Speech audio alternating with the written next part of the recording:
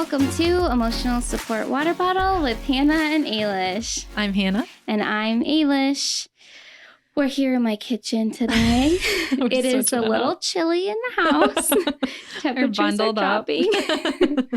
It is crazy though because it was like 80 degrees and like now days ago. Yeah, and now it dropped to like 40 something at night. Yes. So my house is chilly, but like most people who live in the Midwest, you don't want to turn your heat on right away. No, you never know what can happen. I know. So speaking of the change in weather, yeah, it's going to be the holiday season. I know. We seriously, okay, we plan all these things and now it's what, the 8th of October? Nearly, which like, it just goes so fast and then the weekends dwindle away and then all of a sudden there's like snow on the ground. I know. And like, I know we both kind of dread that. I know. It's not always super fun. And that's why I want us to do fun things. Right.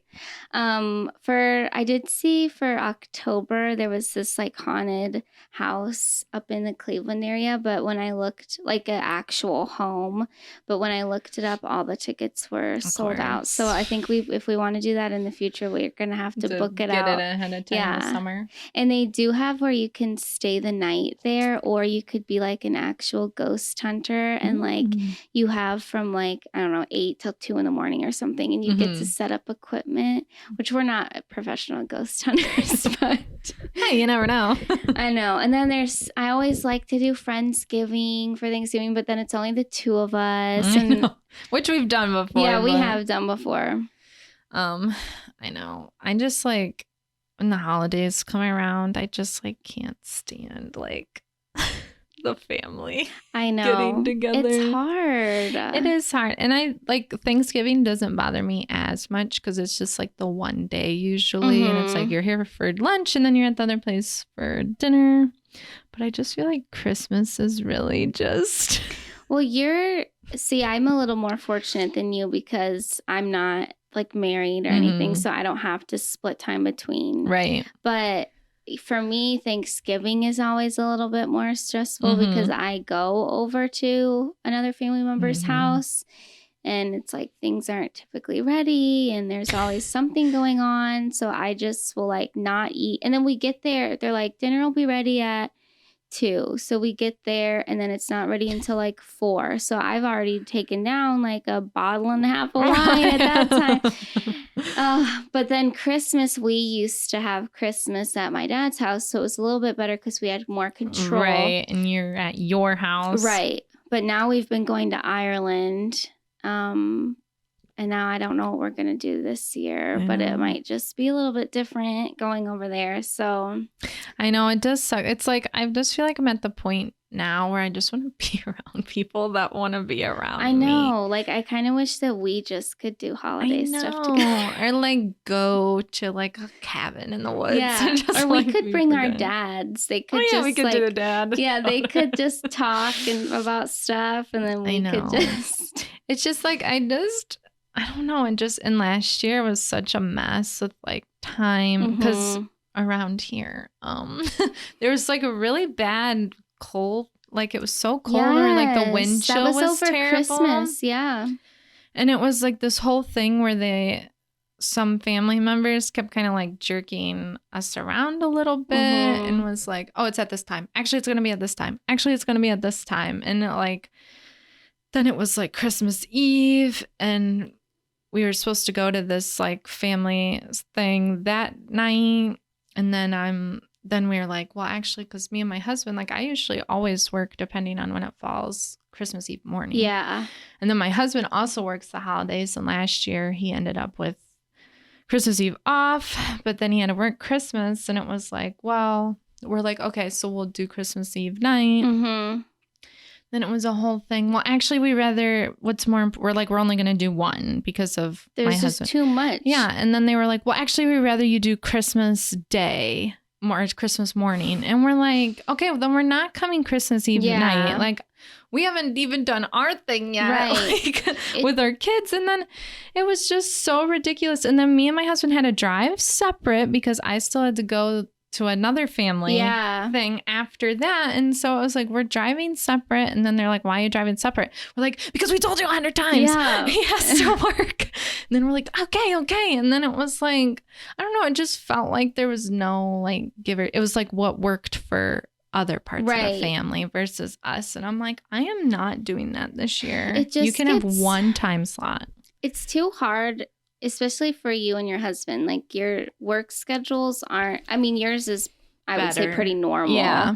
But his is not. It's not. It just depends on the shifts and stuff and what he gets. And it's like some years it might work out really well and other years it might not. And you don't have any control over that. It's like people have to be a little bit more accommodating. And it's like, even if me and my husband didn't have kids, like we want time together on the holiday. But it's like, how are we ever supposed to have our own traditions if we have to cater? It's like, I get like through the years you're used to having like your kids and doing stuff with your kids, but it's like we have to have our own time because the fact of the matter is this older generation is going to pass away, and when they pass away, what do we have? I know.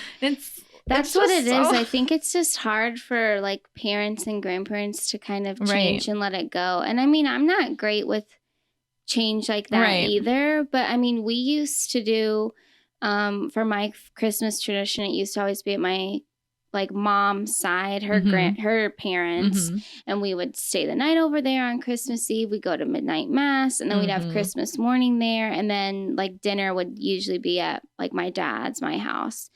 But now, like, then my aunt had kids and, you know, they grew up and everything was still fine. But then once, like, I got through college and her kids were older, it just got to be like, okay, I'm not going to keep going over. Like, I don't need to spend the night at my grandpa's anymore. And especially since now, like, we live in the same town. Like, why would I do that? And I would rather, like, just have time to myself and like get ready leisurely and be able to watch It's a Wonderful Life. Like I like that stuff. And just to have, like, if I was in a relationship, like I'm not gonna what am I gonna do, like bring him over to my grandpa's to spend the night? Like that's just not happening. And that's the thing too. And then that person will have a whole family and tradition. It's like people have to be willing to like give a little. And it's like, okay, so if you have kids and your cousins don't have kids yet, it's like, do you guys all keep doing this thing, or you're like uncle and aunt gonna want to do stuff with just their kids and their grandkids? Yeah, right. I know it. My one friends, they have kind of a bigger family, I guess. Well, there were 3 of them, and then now all of them are in relationships.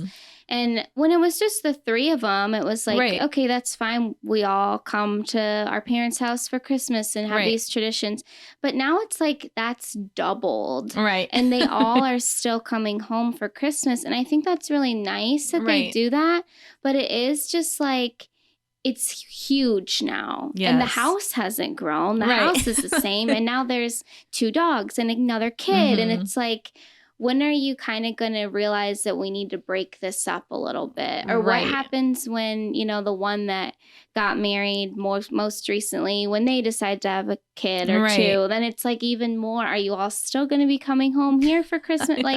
It's just, I think it's hard to let those things go, but it's not bad. It's like you kind of have to be, or like maybe let's all do something in January or for New Year's Eve or something like that. It's like, it's just tough. Like, even not to talk about my high school boyfriend, but it was like we both came from parents that weren't together. And there was a bunch of years where there was just 2, like, because I had step family, he had step family. I forgot about that. I know. We just wouldn't. Sometimes we would. It depended on the year, but it was like we wouldn't see each other because it was just impossible. And then it was like low stakes relationship. There weren't any kids or marriage or anything, but it was like we just were like, this just isn't going to work. Like we can't go to like everything. Literally just time wise, we can't. We don't. We have 2 days. But it is crazy too, because I know people that if they try, like their families live in the same town or they all live in the same place, it's like, okay, well, morning we're going to go here or here for lunch. And then I have to have dinner at this side of the family. It's like now I'm just eating a ridiculous amount of food. Then you're getting like all like my love language is not gifts at all. No, like, mine isn't almost either. Like 0. I don't even really like getting, like I do. Like, I like giving them. Like, more I than like getting that part of, like, I guess that's my love language to others. Right. But, like, I hate getting I know. them. I feel like I'm the worst to, like, get. It's like, and it'll be something I want, but I don't know how to be like, like, I don't know. It's just like, it's so I just awkward. feel uncomfortable. And I hate, like I like getting gifts for people that I know. Like, I love getting them for, like, my husband or my kids because they're just, like, happy. But with people that I feel like are judging me, I, like, cannot handle it. Like, it makes you want to just, like, I can't do this. I know. Like, I don't want to get anything. Don't get me anything. I know. And I know some people just, it's just fun for them to, like, get each other gifts, but I just, like, well, we used to get each other, like, really extravagant gifts, but that was because shopping for you is like shopping for me. Right. It was so easy, and I didn't feel, like, judged. I know. And then we started, like, just going to do something because it kind of got at the we point. do nothing. Literally. This year. We're gonna do something. Go do spa day. I need a spa day. I know. Yeah, because we did that a couple times. Yeah, and it was really nice. It was just kind of like, it was just an experience together versus like, oh, let's. And that's what my love language, one of them is quality time. Yeah. Oh my gosh. I was literally, that's so funny you said that. Me and my husband were guessing everybody's love language. But like, I feel like people don't understand how important love languages are. Like, it makes you understand a person so much better. But anyway, I guessed yours was quality time. Yeah. I was like, I think it's quality time. Yeah. Quality time. And then like, what was my other one? One of them was physical touch. That was like, if I did the top 3, that was the third one. Quality time was number 1. And maybe acts of service, which I feel like quality time and acts of service kind of go together. Yeah, I think mine is acts of service. But I feel like I give it through physical touch because I don't just touch anybody. But I'm so affectionate with like my kids and my husband. And like, I don't want them to touch me, but I want to touch them. Like my grandma, I'm like, let me just rub your back. Don't touch me back. But I do feel like that one is because it's like, I try to tell my husband, it's like, can you fill my water bottle? Yeah. And if he doesn't, I'm like, he hates me. He wants a divorce. It's like he doesn't get like that's where my head is going. Yeah. Like he knows my love language is acts of service, but it's like he doesn't get it. I know. So and like, I feel like men just like their minds are just we're really wired so differently. I'm like, you don't get it. Where it's like for his is words of affirmation. See, that doesn't get it for me. No, I think my top ones were, I think mine was quality time or physical touch. Like one of those two were interchangeable, but my top one and gifts was literally 0. I know. Gifts is 0. Nothing. Words of affirmation are nice to hear. I know. It's like I'm not one that needs to constantly be like told oh, I love you. Oh, you're so beautiful. Right. Oh, it's like it's nice to hear that, but I don't need it every second. No. I don't need that validation. Right. But I guess in some ways I'm very secure in that and also extremely insecure. I actually can't handle hearing compliments. So. That's more of what it is. I'd much rather you tell me how worthless I am. Makes me feel better. But you still want to spend time with me. I know. I still need to fill my water bottle. Yeah. Did you know there's like apology? I can't remember what it's called. Love language type situation too. Like certain people need to hear like, I'm sorry, I won't do it again. Or I'm sorry, I understand why you don't feel that way. Like there's like 5 of those too. No, I didn't. And but that makes sense. I want to tap into that too. Yeah, I think I would definitely, I don't know all about it, just literally from the 2 that you just said. I think I would definitely err more on the side of, I'm sorry, I understand why that made you feel this way. Yeah, I feel like that would be for me too. Because I don't need to hear you're not going to do it again. Because you know you're going to do it again. Yeah. So just if you understand, and I feel like we've had conversations on the podcast about that before with different things in our lives where it's like, but they just aren't, like they might be saying I'm sorry, but they're not acknowledging what it was that I'm upset about. And we'll get into that more later in the Real Housewives part. But anyway, I don't know. I just like I like the to wrap it up. Yeah. I like the holidays. Like I love going to the stores and like the fun scented stuff, but it's just like the stress. The idea of it I love, and I guess just like I like the nostalgia. Yeah, and the music and the way it makes you feel. But and I wish that it was just, I guess it just, I don't hate my family. I love my family. But it's just like, sometimes I don't want to be around them all the time. And I think that's normal. And I wish that my family was one where it was like, we can get together and we just always have an amazing time. Yeah, and we like all love each other and stuff. And it's like, I just don't feel like it's like that. But that's where it's like, I feel like it is more on my mom's side, like the extended part of my mom's, than, you know, the closer part of my family or like my dad's side. Like I definitely, and I hardly see them that much. Right. But it's just, maybe that's why. But it's just like, it's always more positive time and like. I know. It's like, even with like my dad, and I don't even see my dad on those 2 days, like my one parent. So it's like, it is, and usually his side of the family will like do something in January and stuff. So it's like, it's not total, but it just, I don't know. I like being around people that want to be around me. I know.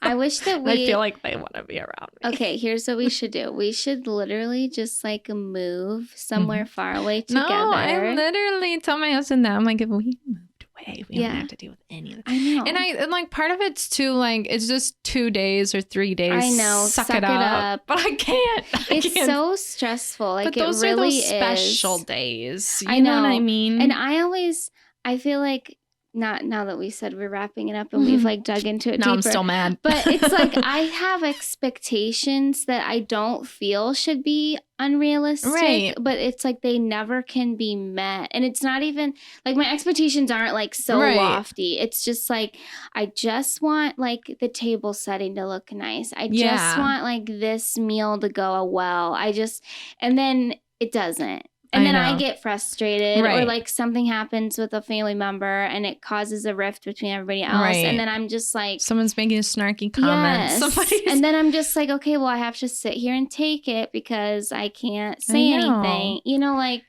I know it does. It's like I just want to do just like sit around with people, either watch movies or just have cool conversation. Let's all laugh together. Right. Let's just relax. Like I just want to be relaxing on the holiday, eating some good food. Yeah, that's all, that's all I want. Is that really too much? I love that movie, Four Christmases. I was gonna say, yes. That's a great movie, and it just.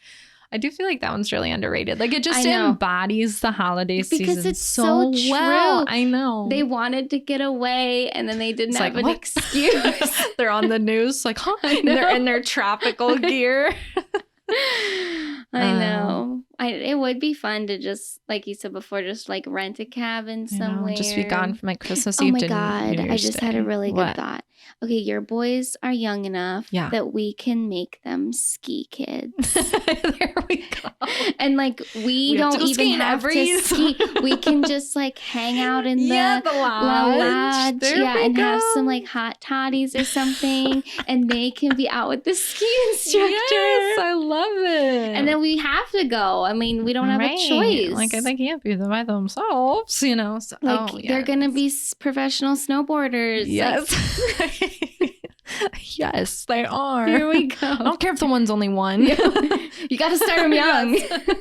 I'll drag him around. Your older one has the better build for it. Yeah, I think, he definitely though. is. Yeah, we'll see what happens with the little one's build. He might be a lineman. What other sport can we get him in? Something snowy. He can just roll down the hill. But anyway, there we go. Yeah. Well, hopefully. Let us know what you guys think. Do you look forward to the holidays? Yeah, I know. I think holidays, I just feel are hard for everybody. But, you know, if you want to share your traditions, we'd love to hear them. Give us some ideas for traditions. Yeah. I'm trying to make some with my boys. Make some new ones. Anywho. So I went out for my friends. It was like a very belated birthday for her. And we all got our nails done, which typically I would like that. But ever since I started doing my own gel nails, like I can't justify doing it anymore. I'm like, I can just do it myself. I know that it's not going to look the way I want it to. And we went to one of those like larger manicure pedicure places where it's like, get them in, get them quick out. And dirty. Yeah. So we kind of all went in and all wanted a little bit different things. And I was just going to get my gel removed and then get gel put on. And I mean, I'm not even going to show it on camera because you can't even see. They look fine from here. And I know I'm being ultra critical, but it's like they're thick. They're really like thick towards the ends. And it's like there was stuff all over like my fingers, and it's not even like right up to the cuticle. And I just like, they were not done well. I had like globs of like gel under my fingernails that I had to pick out. And the woman was very nice, but it was just like, okay, took off my polish, put the new stuff on. Like I didn't get a massage or anything. And I don't know, like when's the last time you got your nails done? I can't really have them for work, so I don't really get them done. I've done it myself a couple times, but I have such a cuticle phobia. Like I will pass out if they cut my cuticle. Oh my gosh, I didn't know that about you. Oh my gosh, I like literally can't. I'll like push them back myself. But sometimes even that gets me like queasy. Just the feel of it? Yeah, I don't know what it feel is. Weird. It's like blood is going to come out or something. I don't know. But the last time, I think that was the last time I got it done, I almost passed out because she nicked. And I'm like, I'm okay. You know, like deep breaths. She didn't do it on purpose. Yeah, and it's like, it's not even her. I'm like, and then she's like, they were kind of like, everybody comes around because I'm about to pass out. Like, it's not your fault. Like, I'm just so squeamish. It's not even funny. But the cuticle thing, like even thinking about it now, I'm like holding my cuticles. It's a really weird like pressure almost. Yeah. And then if they trim them, I don't even know if she actually trimmed mine. She did it so fast. I truly. See, now I would have liked that.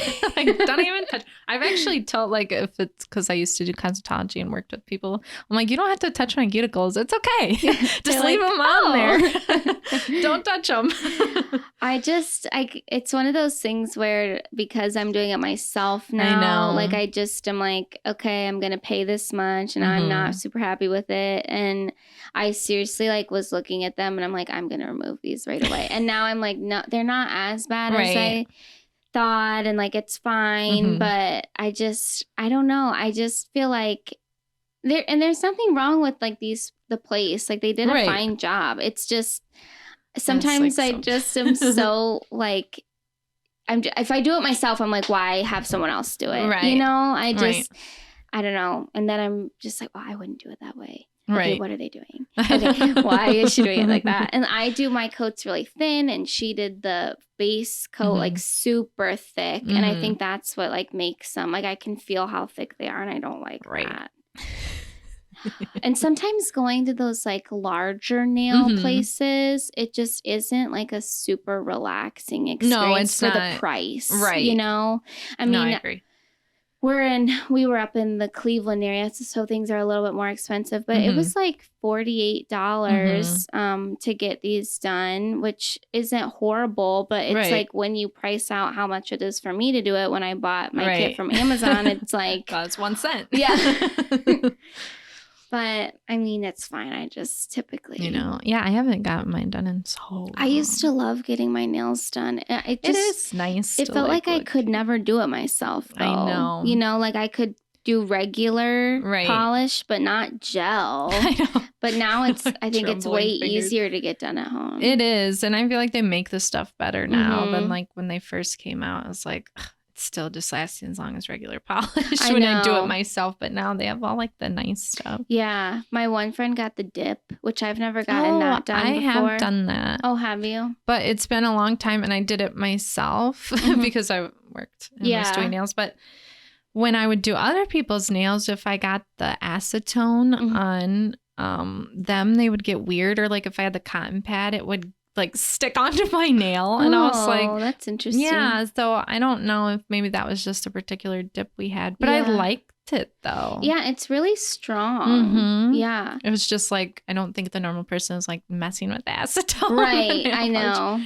But I did like it though. When you did it, did you ever you didn't do acrylics, but did you ever do tips or anything? No. I learned how to do them at one of the salons I worked at, but I don't know. We just didn't really. Yeah. And kind of the area. I feel like a lot of people don't get that. And that would have been almost like 10 years ago. So I feel like they're now popular again for like the past maybe like 5, maybe even more years, but not right at the time when I was doing it. Because I feel like everybody was like a phobic against like the fake acrylic nails. They're like, that's like 90s and like early 2000s. And it was such a thing where these are just so horrible for your nails to get them done. Which, yeah, I mean, it can be depending on who's doing it, how they're taking them off, like everything. But if they're done right, I know, and it's like, I know, and it's like changed so much, and like now everybody's got the like long nails again. But. I know, that's the one long hair, pretty nails. I watch her on YouTube. I love her so much, but she's self-taught and just does her nails herself, and she'll experiment with like. She used to do more acrylic, but now she's been doing more gel, or sometimes she'll do the dip, but she'll just put the tips on. But my favorite is when she'll put nail forms on and like build it out. I know. I love that. That is fun to watch, that kind of stuff. Or have you seen those people who do those like press-ons and they're doing like freaking like Van Gogh art? The ones where they'll like have them out and they'll paint them and then long hair, pretty nail. Her name is Evie. I don't need to just say her. But she's bought some from those like independent, like small businesses before.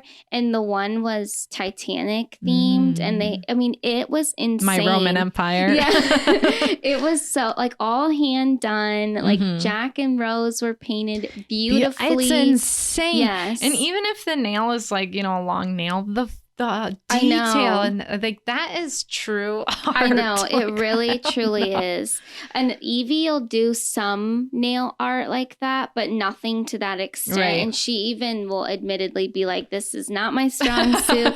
But like she will try, and I mean she's still way better than like I would be, but she has made it an effort to like get better at it. So like she'll do some things, designs or like drawings that like will look really good. Or she's been experimenting with like, it's kind of like little clay forms, and she can use them to do like 3D art on it, which has been cool to watch. But I just find it fascinating, like the things that people do, even though I would never want those on my nails. I know, like I just physically couldn't have that long. I couldn't either. Yeah. I seen the one, I think it must have been on TikTok or Instagram or something, but it was like a video, and it was for the Beyonce concert.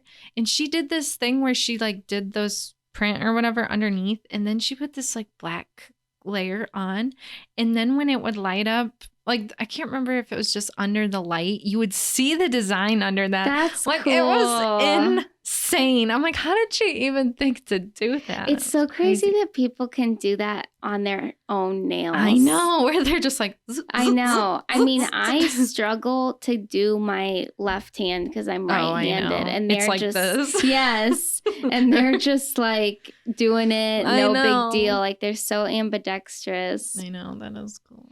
But anyway, that kind of took a little turn. It's fine.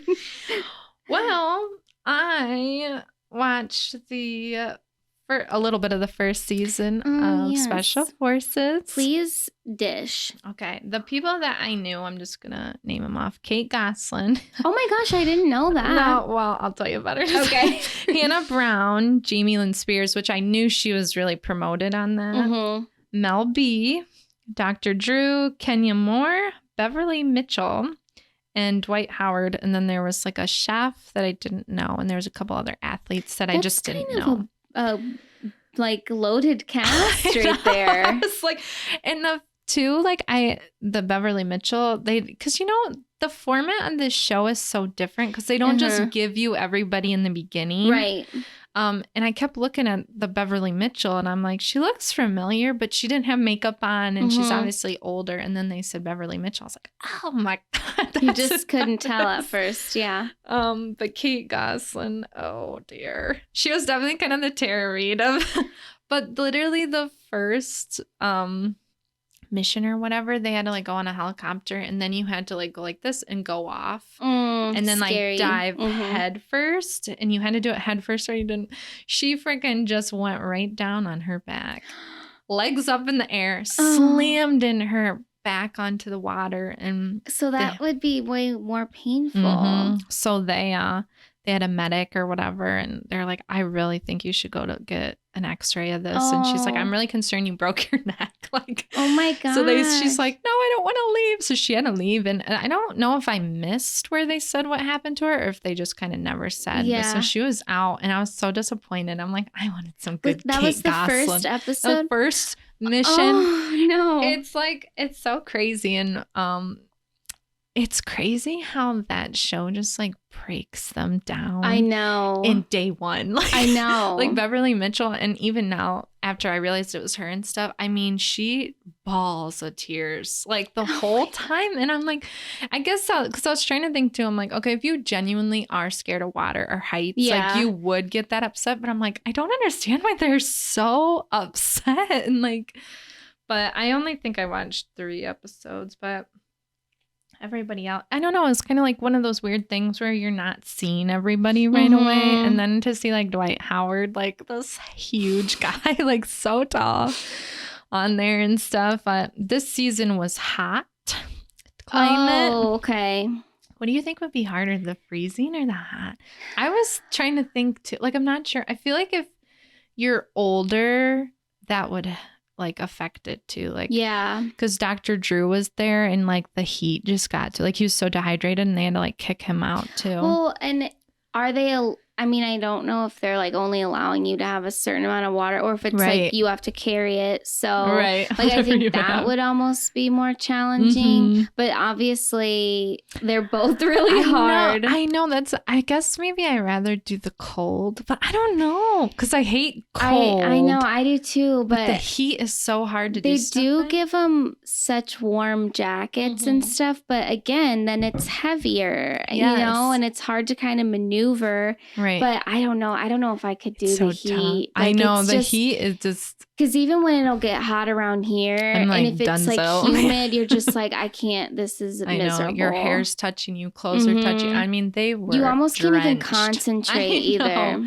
That's why I think maybe cold would be better. But I did feel like so far the challenges this season, or like the second season, were harder. Did you? So far. I don't know how intense things are going to get, but. With the first one. So for this second episode, like things were pretty intense this one.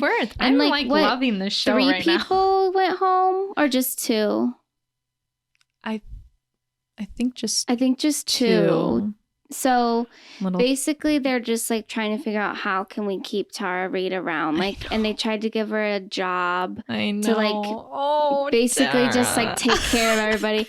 It's honestly so sad. I know, and I was actually really disappointed because I feel like she could have like really hung in there because they're not eliminating you based off of passing or failing, and she kind of like did. She's so feeble. Like I was like, she's like, I literally cannot lift this bag. She's like, I wish it was more, it should be weight by person. And like, I get why it isn't, but at the same time, if you're that feeble, you wouldn't be doing a special forces thing. So and but at the one point, didn't they have like Tyler Cameron carry her bag for her? I'm like, okay, so now he has double. Oh wait, did 3 people go? Maybe 3, because did Black China go? And then that one guy got mad. Yes. So Des Bryant. Yeah, the football player. Yeah, so I forgot about Black China, so it was 3. So Tara Reid just kind of taps out after, and I mean, they did this cold plunge thing, which these challenges, it's easy for someone to sit in their living room and be like I could do that. But I really feel like I could do that. It would be really hard, but I think I could. I know. I wasn't sure when I saw like some of the like bigger people be like, I was like, maybe I couldn't do this. Like it would be like really cold. And I'm seeing like, who was, I think Tyler Cameron and a couple of the other big people like could barely speak. Tom Sandoval, it was like his body went into shock. I was like, dang, maybe I couldn't do I almost feel like if it would have been, because you know when the first guy, little blustery. A little windy. Thought something was gonna come in here. Whoa. But when the first guy did it, like to show them what to do, and they just asked him like, you know, what's your name or all this. I'm like, oh, I could definitely answer those. But then when I realized they gave them like acronyms and stuff, that is hard to remember. That was such an interesting challenge. Like submerge yourself, head everything under ice cold, and then where they get the chainsaw and they're cutting the ice. They're like, so this is why I feel like I could do it. I would be like a little bit more prepared, because when we go up to Michigan, Lake Superior is so cold. Definitely not ice cold like that, but it's pretty cold. And like all my life, like when I was younger, we would swim in there and we'd go under and it's fine. And like you'd be shaking, but you're still in there. So I feel like that like maybe would prepare me a little bit, but it still isn't like Arctic temperature. I know. I honestly don't have like any Your gauge. body would go into shock, but I mean, it's kind of like a cold plunge too. And I would try, and then it was like you had to hurry up and answer. You would be sitting there that whole time. I don't know.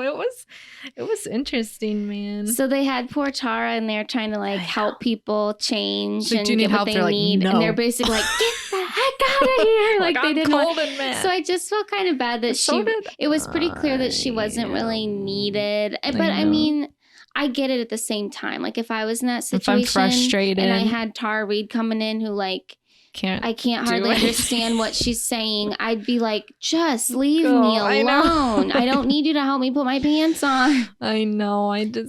So the poor thing finally threw in the towel and went home. And then the way she like pathetically was trying to drag her thing. I literally cannot believe it's like day 2. I know. Like it just, they do like 2 challenges a day almost, which is kind of crazy. But listening to Nick Vial's podcast, the amount of times that we talk about that, I feel like we're promoting it and like he needs to return the favor. But he was on. I know he was on. He does need to return the favor. He gives some really good insight into the episode. So like for the first one, when they had to like carry those rocks around, he said that it went on for way longer than what we saw on TV, and they had to do other things. And then for this one, he was talking about like, I don't know, just, when they had to kind of run down. And he was saying like Des Bryant got so mad because he had to be up there for so long. I know. I wondered, because they kind of said that on the episode too, and I wondered why he got so mad. Because it came out of nowhere. It didn't make sense. Like, get me out of here. I'm leaving in Black. And then when they were like, he had to hang up there that whole time waiting for Black China, like, I totally get why he would be upset. I know. I wish he didn't quit, though. I know, me too. And I felt bad because he was like, I want to do this. But like, I get where it's like you already tapped out. Like, you can't come back. In real life, you can't do that. Right. But so then the second challenge, they had to basically just like run down. They were at like a dam kind of. Yeah, and they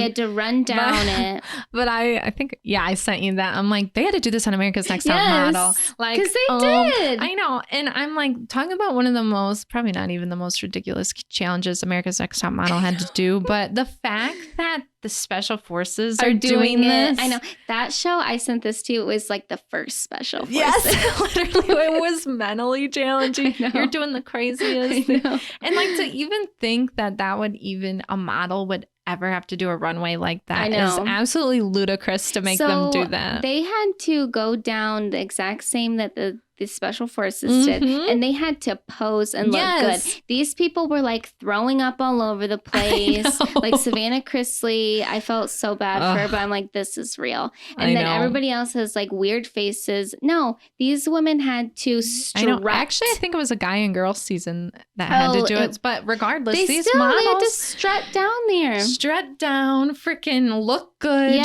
show off the clothes. So I just wanted to say that ANTM basically was the original. And I stand by that. I do too. The mental strain they were put under by Tara Banks is just worse than that main guy. I know. So anyway, and the reason why, so everybody basically did it like, okay, they had to race, and then the one person who lost, whatever. Failed or whatever. And it was funny because did you notice when you first watched it, like Nick Vial was up against, I can't even remember who he was up against. It doesn't matter, but he was up against another guy. And then he was clearly in front. It might have been Tom Sandoval. It doesn't matter who it was. He was clearly in front, and then all of a sudden I saw he got pulled back, and I was really? what? Are they like rigging this? They don't want him to win. But then on the podcast, he said it was because he was actually going too fast, and so he could have got hurt. Yeah, so they pulled him back, but then that caused him to like lose. And then he said with the Des Bryant thing, because the first time Des Bryant, he didn't win. And so then they're like, well, does anyone want to redeem themselves and go against Black China? Because they had an odd number. So then he said, yeah, I will do it. Well, she was having a complete meltdown up there.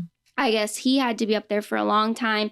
And however the harness was, I think it like really kind of cut into like your stomach and your bladder. So like he really had to go to the bathroom. Like he was really just feeling uncomfortable. And then they wouldn't let him. And that is what Nick said triggered his like I believe anger. that would be frustrating. Especially because that was the second time down. And they literally wouldn't let. I would have said if she got like let him go. Right, like just she could have been down. Why should he have to wait? I know. Or just say like, well, she automatically fails. Right. Then.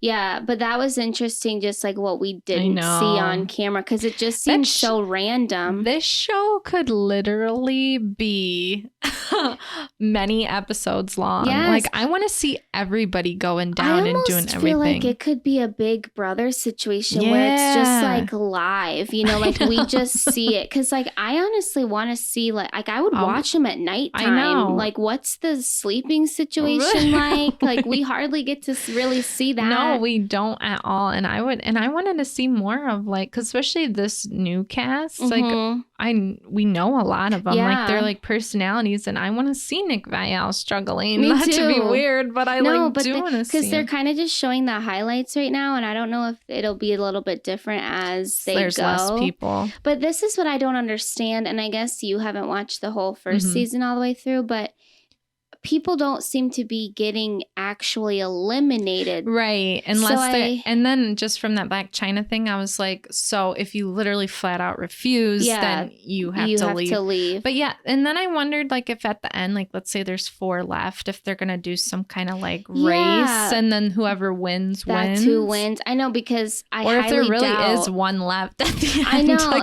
It just seems like that's the least probable thing where it's like it happens that there's only one person. And I was surprised that people were dropping out. Like, me too. So quickly. I know. I guess I wasn't surprised by Tara Reid. No. I was a little bit surprised with Black China. I was because I thought she was really like kind of trying. Yeah, me too. And then she was like, no, I'm not doing this. But I'm pretty sure that Nick said, and he had Tyler Cameron on too. Did you listen to that episode? No. It was like kind of cool to hear them talk about special forces, but it wasn't anything like groundbreaking.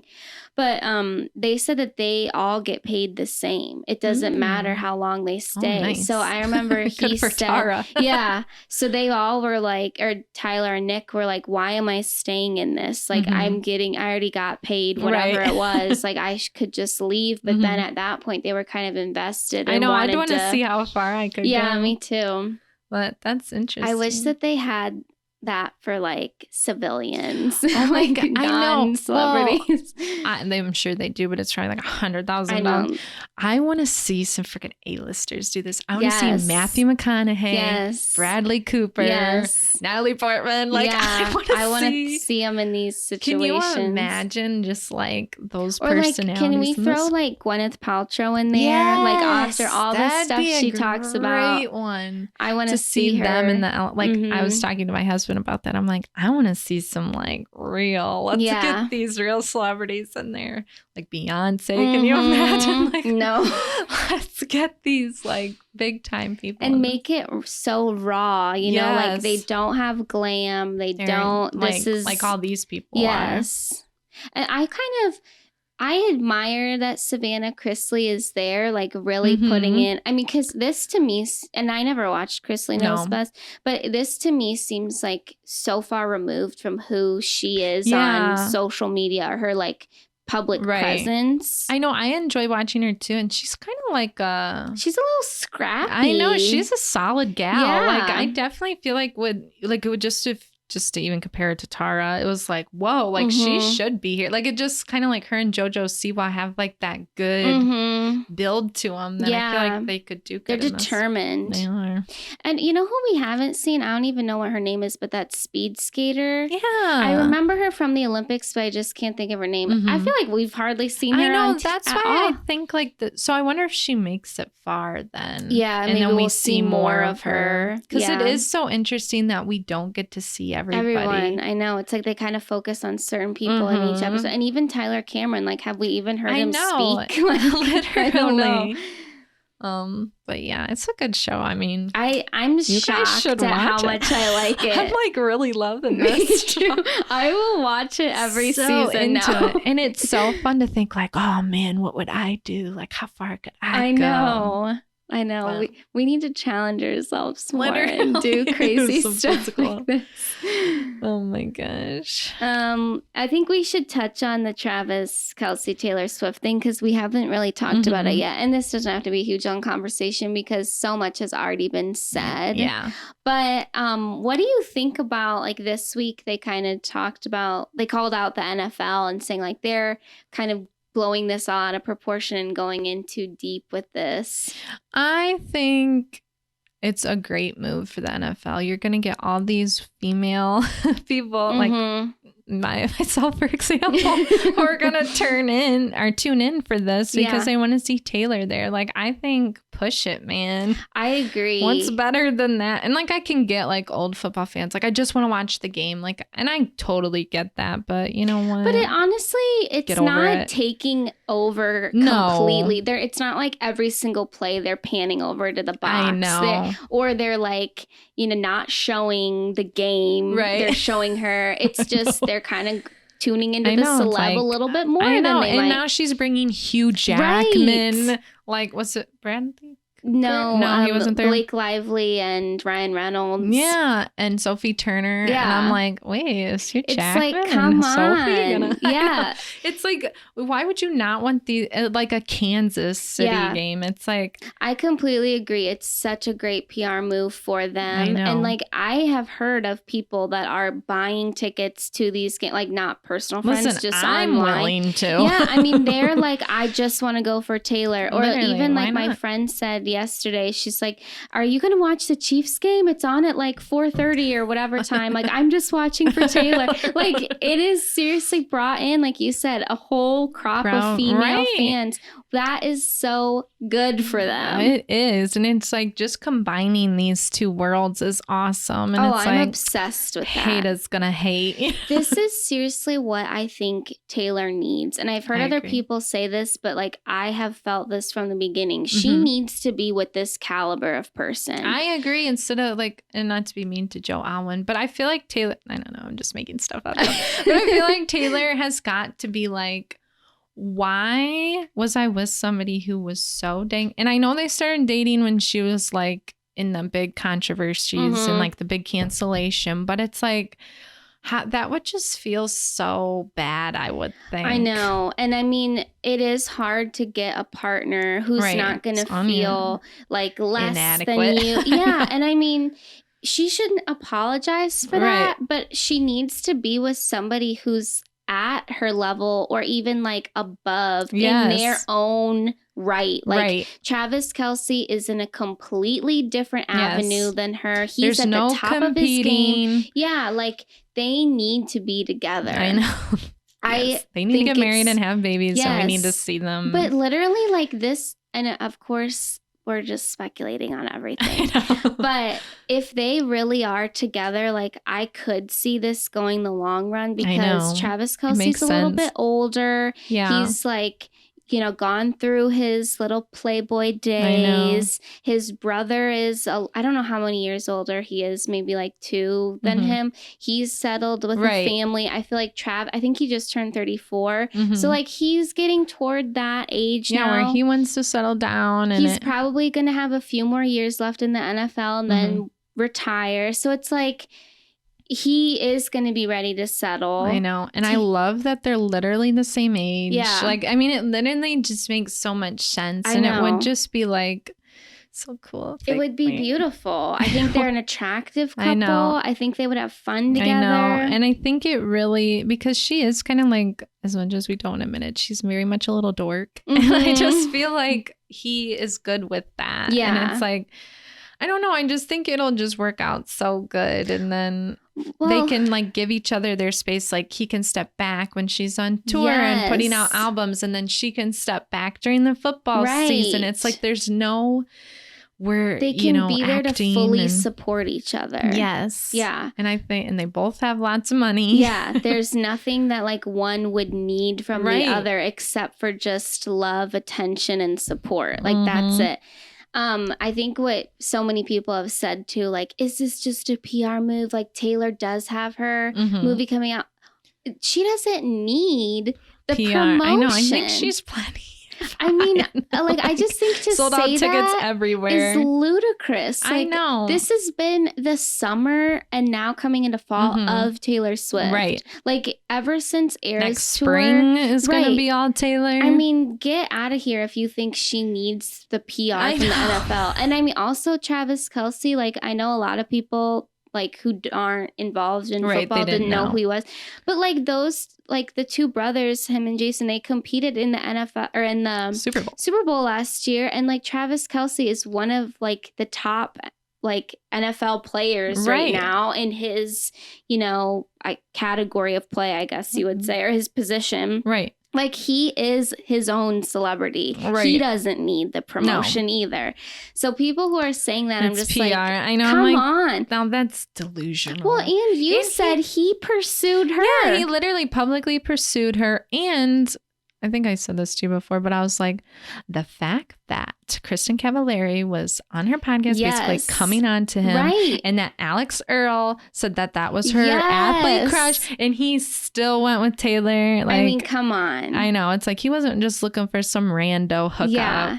And I'm sure that people said at that concert that he was at, like, I'm sure that she knows who's at her concert. Yeah. Right? She didn't even make an effort to go down and meet him. Right. She was like, oh, that's cool. Whatever. He made a friendship bracelet with his phone number on it. That is so dang cute. I know. When he said that, because I saw that clip before, you know, everything was coming out. I'm like, she's going to know. Like, I just knew she was going to hear about this and something might happen. I was like, there's no way it's not. Like, I've listened to bits and pieces of their podcast. I listened to it like before all this because they're actually from Cleveland, which I thought that they were from Cincinnati, but they went to UC. Taylor comes to Cleveland.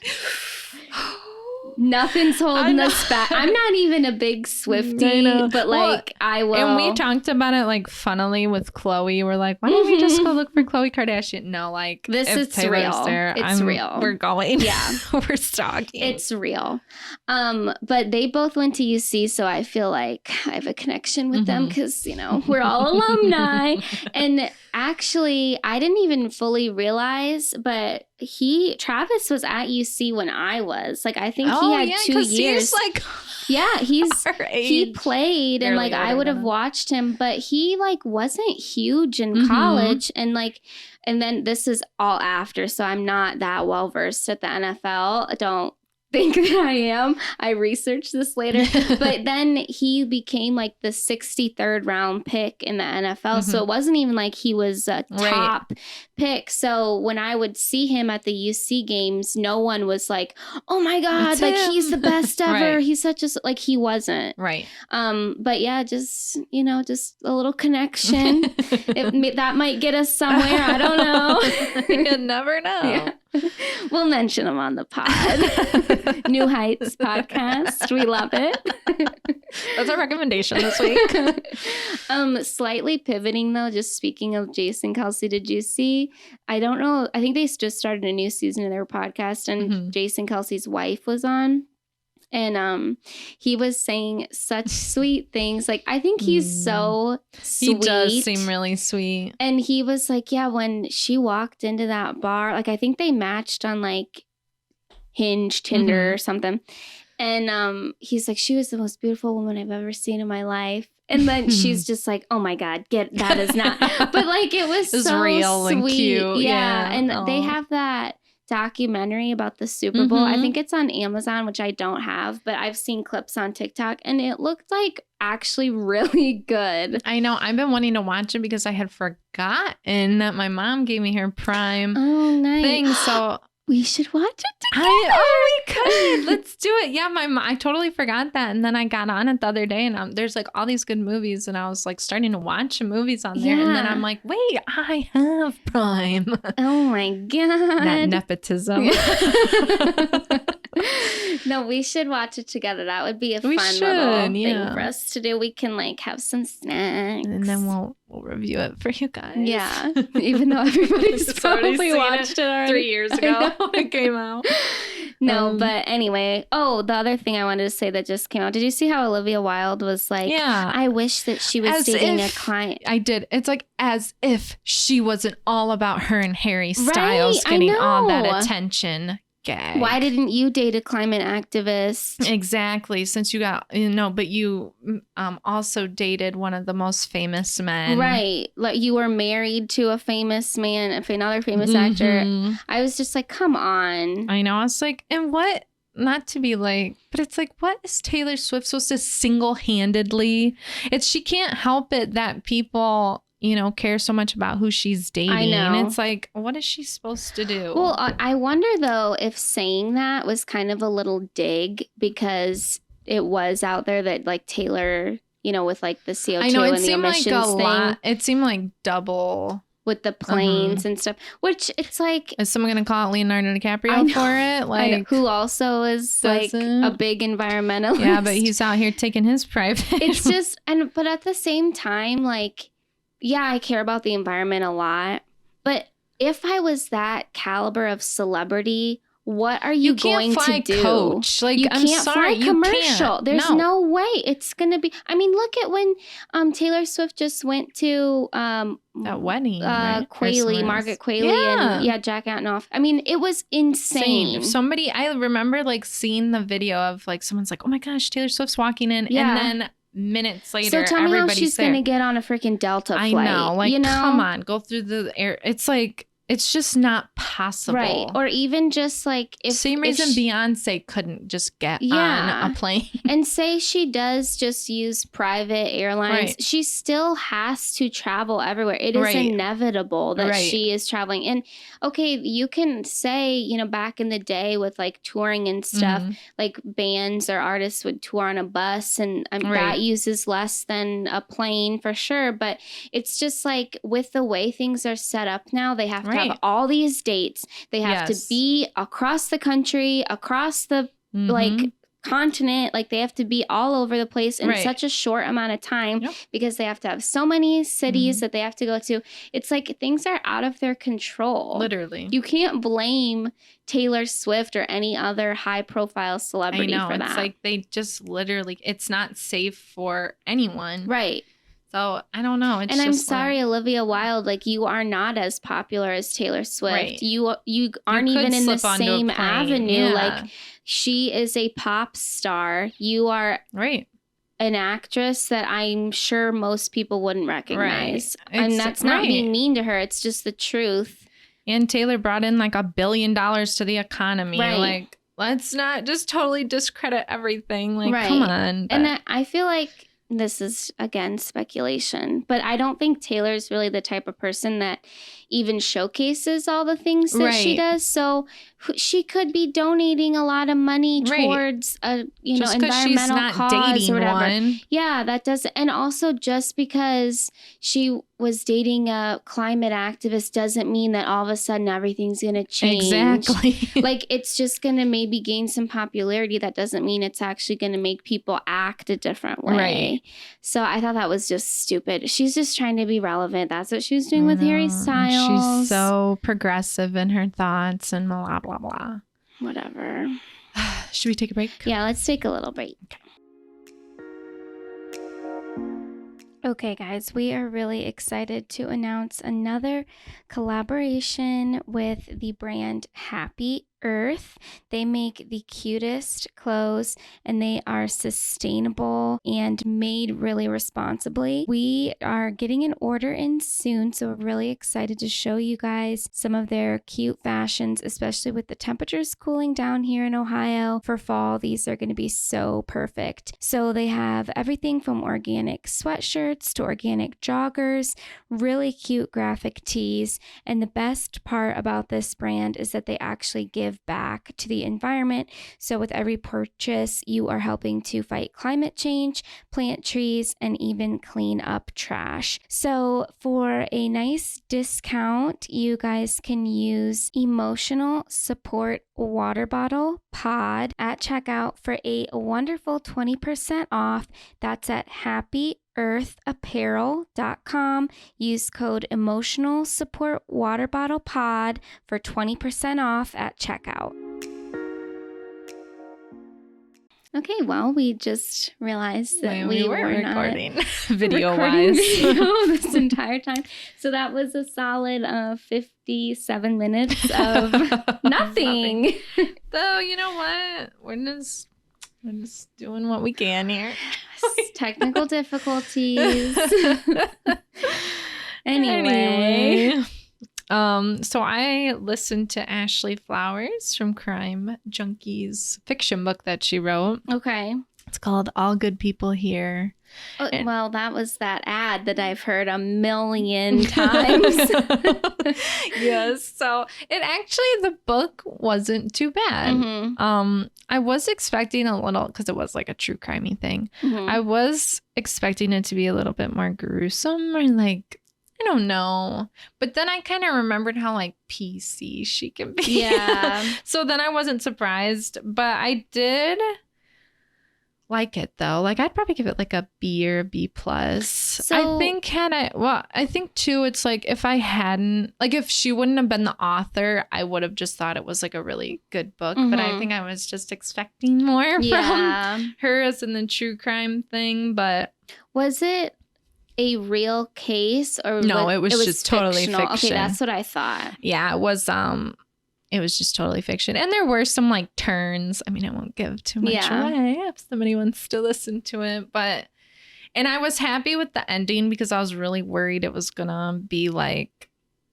yay, flowers but I won't give anything away, but I'm just glad it wasn't like that. But I had remembered, I don't even know when it was, that there was like kind of some TikToks going around, and I don't even know why they were popping up for me. But there was some TikToks going around that people were like annoyed with like Britt not really saying anything and not adding to the podcast. Yeah. And I was like, when I would listen to her, I haven't listened to her in a long time until just recently. It didn't really bother me that much because I feel like, and again, I'm just making this up, but I feel like Ashley was kind of like, I want to do this podcast. And I think Britt was like a stay-at-home mom. And she was probably like, can you just like watch the laptop and make sure my voice, and then can you just be there so I'm not just talking at the air? Right. I mean, in my opinion, and they probably just agreed that maybe she would just kind of say like, what? That's crazy. Yeah. Or like react. But after that bullying from TikTok, I listened to a newer episode and they had Britt talking more. Really? But it felt really scripted. Oh. And kind of like the conversation just didn't feel authentic. And it was, you know how like you can hear like if I'm laughing and then you start saying something, like there's that overlap. There like wasn't that. Like it just felt really like, this is what I said. It almost didn't even feel like they recorded it together, which I'm sure they did to an extent. But I don't know, maybe they didn't. And I know when you're doing like true crime and you're doing facts, like you can't just be all, it's like you have to have some kind of a script or like notes and stuff. But I just was kind of like disappointed because it was like, again, Britt's stuff wasn't really adding to anything. Yeah. And they only did it more because people, it was like, you really let these teenagers bully you when literally your demographic is probably like millennials. Or they could have just explained and been like, this is why our dynamics are the way they are. Yeah. And I do feel like Ashley really cares about Britt and didn't like Britt like getting the hate. And I don't think Ashley enjoyed, because Ashley was kind of getting like a lot of hate too. Yeah. And so I was like, I get like they both care about each other and they wanted but it just like didn't make sense to do it. And I was just like disappointed that they would even let that bother, because I honestly didn't really enjoy it.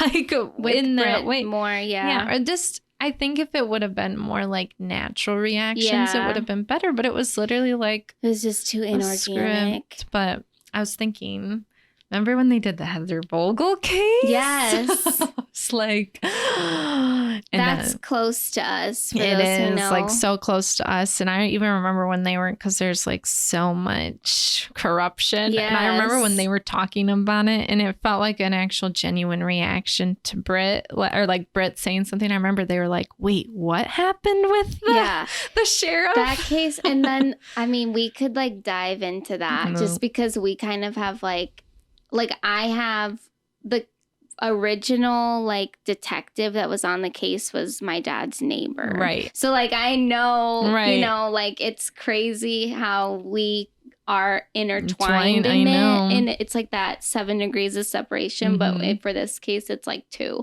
But like that was crazy because then when that, what was it, a Dateline episode? Yeah. I think it was Dateline or something, but somebody did something. Yeah, and then it was all about this case. It was crazy to show like this is right near us. Like we know this. Yeah. It's like this totally like botched case, and just with all the corruption behind like the former sheriff. Yes. And it was just wild. I know, it really was. And it was so cool to like hear like a big crime podcast talk about like our town, or like our hometown, and people that we know. Yes, like we've seen them at farmers markets. I literally, like, yeah, it was wild. It was. I forgot they did that episode. I know. Yeah, I feel that way just when you talk about like the inorganicness, or like did they record this together with I listened to, oh my gosh, I can't even think of what it's called on the spot, but I listened to a podcast and I really like it, but it just, I don't think that they do record it together, which is fine. Like, but it's so clear where it'll be like, you're right, Hannah, that is. And then they'll like go off of something different. And then it'll be like, or the one person will say like, then they broke into the house, and what did they find, Hannah? Right.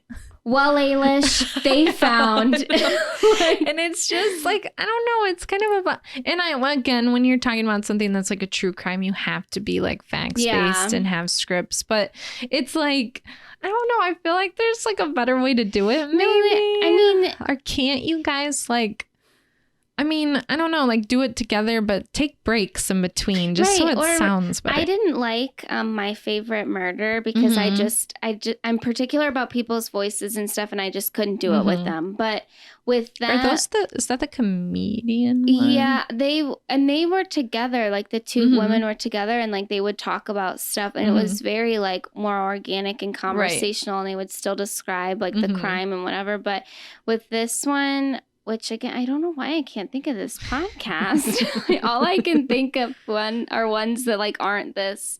But anyway, I'll edit it in when I look it up. But it's just so clear that like one is recording it at their home in like New York, and the other one is in like California or something like.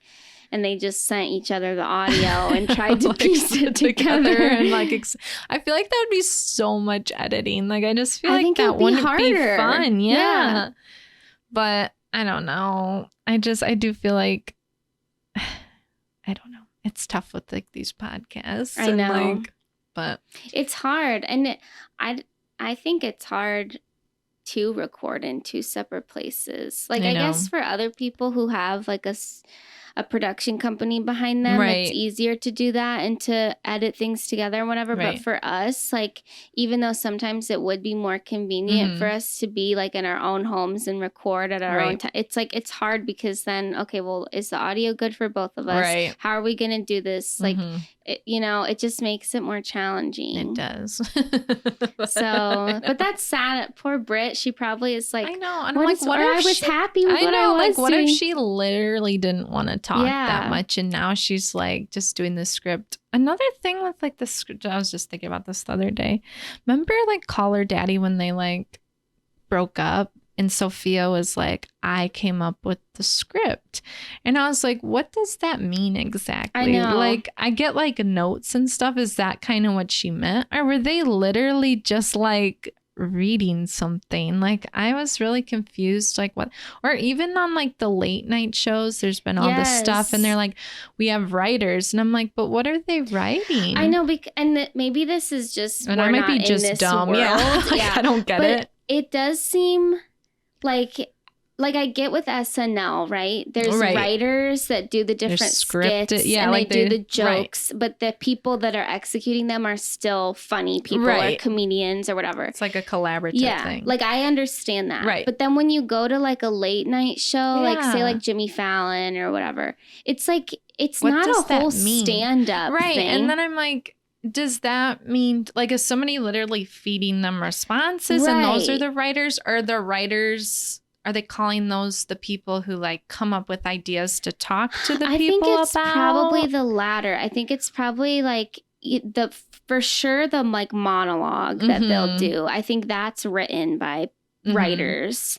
And then maybe there's some like scripted jokes in there. And then I don't know, maybe they write the questions to ask the guests. And it's like, I don't know, that just to have them like maybe just sound better as a question instead of them being like, so how does that make you feel? Yeah. Or there's like a open-ended question or something. But isn't it weird though? Because all those late night hosts like Jimmy Kimmel, Jimmy Fallon, Seth Meyers, or the one that just stopped doing it, the British one. I can't think of his name for some carpool karaoke guy. James Corden. Yeah. It's like they're funny people, so I guess I don't really understand why they can't think of their own things, right? Or like what are like, and I get like having a team of people like, hey, does this sound good? But it just kind of just I don't get like and we're not in that world, so maybe we sound really stupid.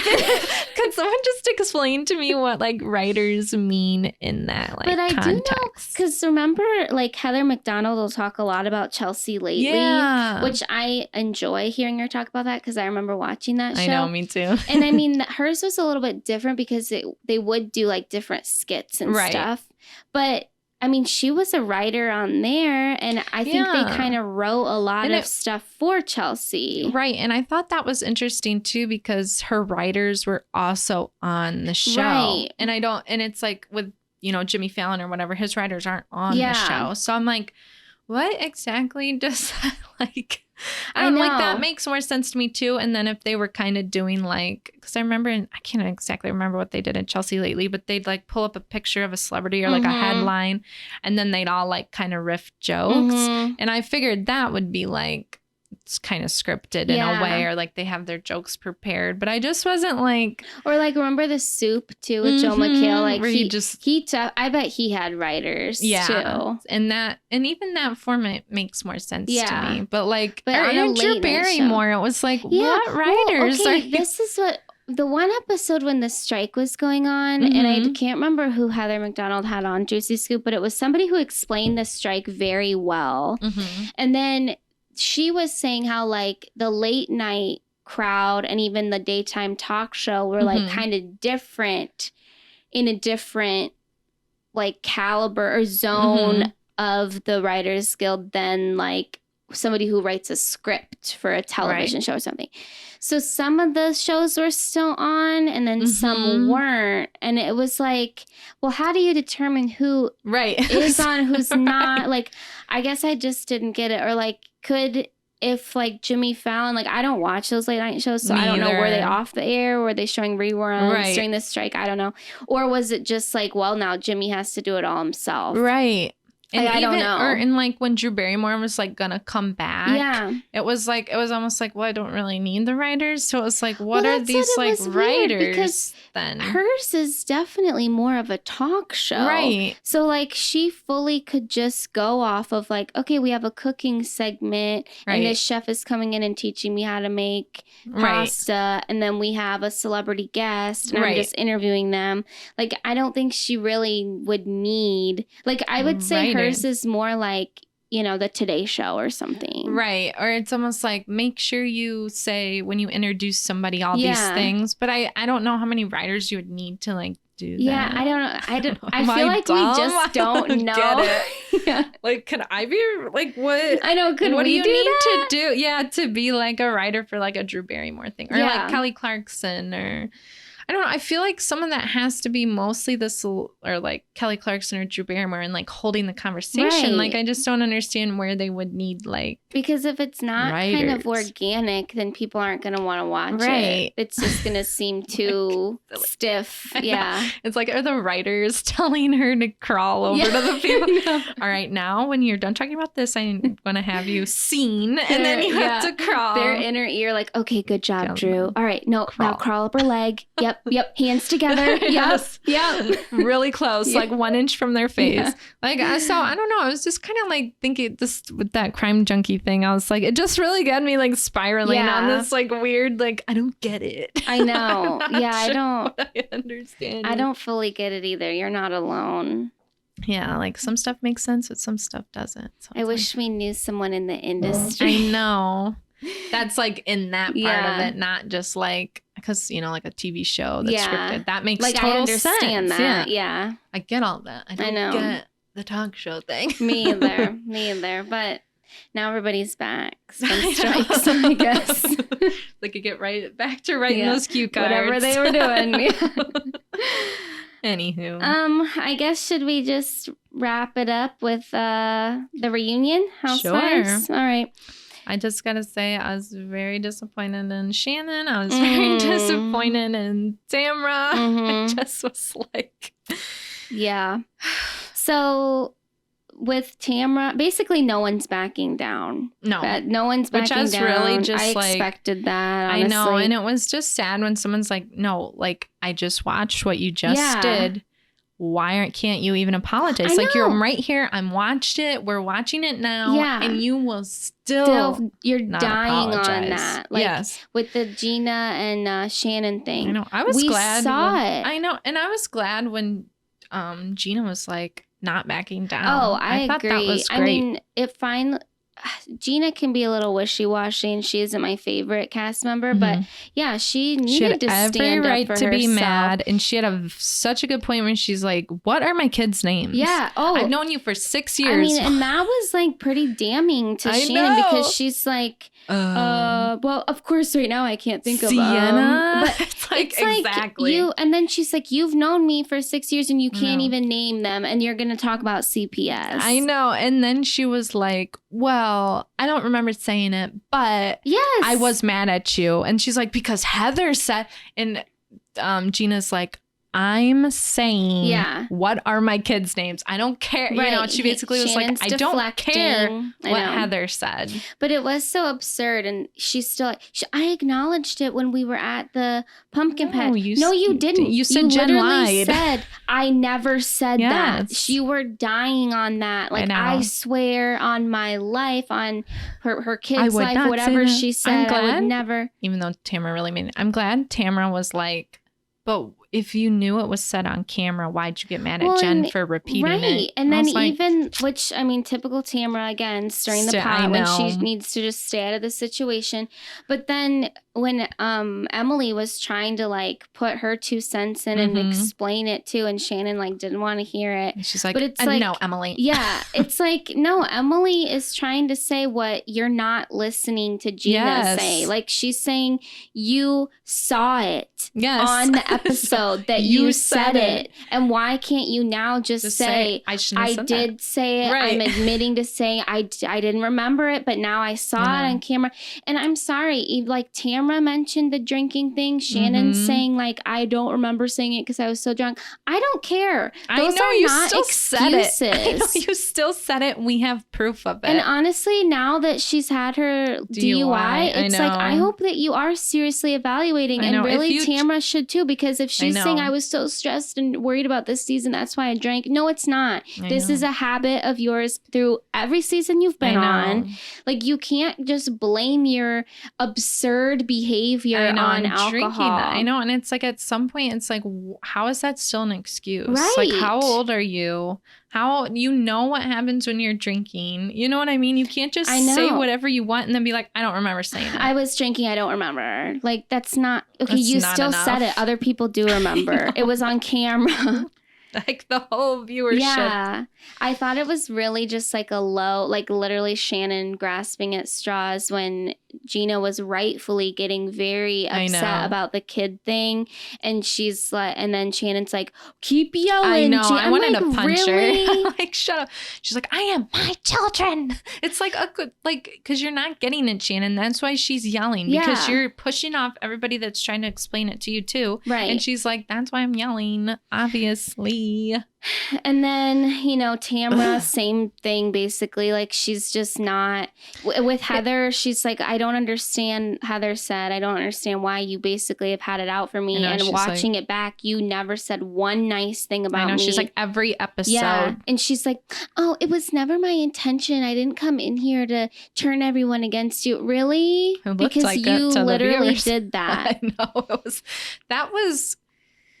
She's just such a liar. Like, I can't even say anything else about her. I don't even know if she realizes it about herself. I know. And with the stuff with Jen, I do feel like there was a bit more context to why she was being so mean. It's like, well, I knew Will and I knew Ryan. But that's the same. Where was it? Just keeps new information comes out. She will not stop doing that. Well, because you said this or I knew this. It's like, why weren't you saying that in the beginning? And then she comes in with printed out text messages. I thought that was disgusting. I'm like, dude, okay. I do want to say this about Jen, where she had like two different stories about this. Yeah, that was a little. But I think there was multiple situations that she was confusing about when they happened. And I think there's probably been more than two situations. Well, and here's the thing. I do feel bad for Jen. Obviously, us as viewers, we don't really know Ryan like she does. And we're not going to pretend to. But from what we see and from what other people are obviously hearing about him, it doesn't seem good. It seems like she is kind of setting herself up to be hurt in the future. And he is spinning a lot of like sweet nothings to her. And I do agree. I think that Jen is embarrassed. I know. And I think I would be too. I know. And it's like just kind of frustrating to have like Tamra just like pointing out. It's like obviously Jen knows, even though she's kind of like doesn't want to say anything. To have Tamra be so mean about it and act like she's coming from a place of friendship and stuff. And then she goes, actually, no, we weren't friends. I know, that was ridiculous. But you know Ryan and you know Will. And I was so glad that Jen stood up for herself too. Yeah, that was the ex. It's like maybe she stop calling him that. Because she was like, then I came on the show as your friend. Yeah. Yes, she did. I know, that was the whole point. And maybe it wasn't like that was the only reason why she was brought on here. But it was portrayed at the beginning of the season. You weren't just a rando. My friend. Yeah, this is Tamra's friend. And she's brought into the mix. And this is how she knows all this stuff. And it's like she's just undercut her all the time. And this was the biggest thing where it's like, we weren't friends. No, because maybe at the beginning, but then I found out about the affair and blah, blah, blah. It's like... Are you kidding me? I know, so then also, whose side are you taking? Yeah. You're going to blame Jen for Ryan's affair? Or like that's what it felt like too. It was, and actually I don't get it. It seemed like Tamra was trying to say like, because I care about you, because I don't want you to look bad and he's a bad guy, but you're yelling at Jen about it. And it's like. The whole season. Yes. And it's like, she probably does know what's going on. Right. And she said she does. And I feel like she honestly doesn't really care. Or like she has already been hurt before. Right. There's too many goods and they Right. outweigh the bads in Right. her mind. And it's like, that is her choice. Exactly. It kind of reminds me of the Raquel and James when they were still together and that James had cheated on her and everyone was screaming at Raquel, which now obviously things have Right. transpired. But at the time, and then Raquel was kind of trying to say like, yeah, I know that happened, but I'm choosing to move on from it. And it's Right. like, you guys just have to get over it at this point. And for Tamra, it's like, if you have all this other horrible, damning information, then tell Jen privately. Yes. If you think it's so bad, if you're so worried about her, You're printing then tell out her privately. text messages. Yeah, I mean, it's just absurd. And it's just like, Jen has just been attacked for no reason Literally, at all. it's like almost she did not want anyone to like Jen. I know. And I know it's like, I don't know if I didn't get a clear view of who Jen was to even like, Right, be like, because this was all... I like her, I don't. I feel bad for her because Tamara's such a mean what girl. The entire season was. So there was that.